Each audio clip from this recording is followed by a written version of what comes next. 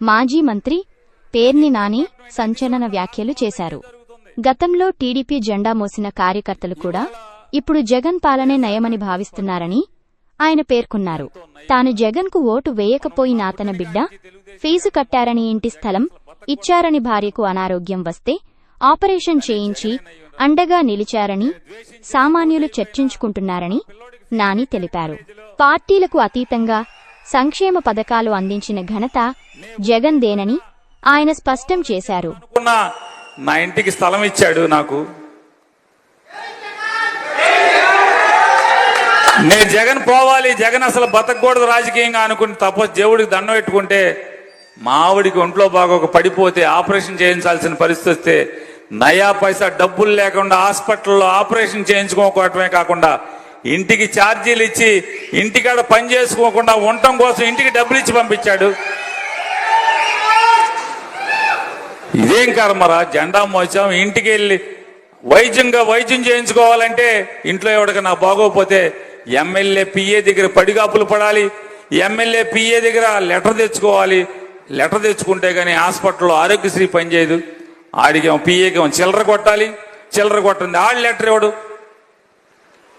Police స్టేషన్కి వెళ్తే డబ్బులు లేదే పని అవదు, ఎంఆర్ఓ ఆఫీస్కి వెళ్తే డబ్బులు కొట్టిందే పని అవదు.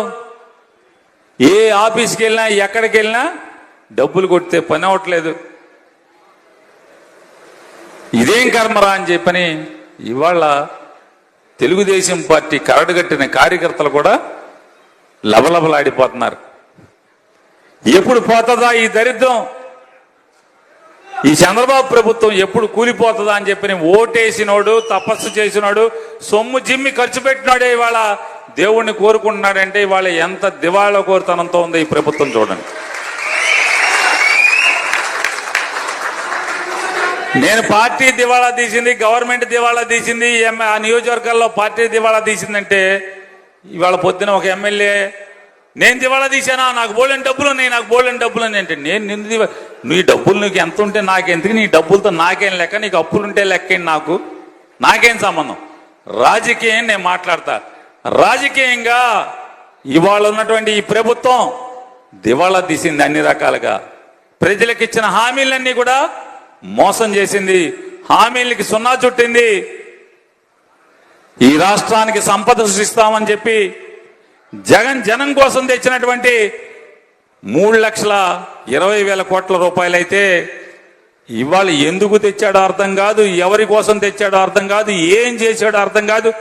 24 మాసాలు నిండేప్పటికీ 3,47,000 కోట్ల రూపాయలు అప్పు చేసేశాడు సంపద సృష్టిస్తానన్నటువంటి నారా చంద్రబాబు నాయుడు. మరి దివాళా తీసిన ప్రభుత్వం కాదా? జగన్ 5 ఏళ్లలో జగన్మోహన్ రెడ్డి గారు జనం కోసం 2,60,000 కోట్ల రూపాయలు జనానికి పంచిపెట్టి 16,000 స్కూళ్లు బాగు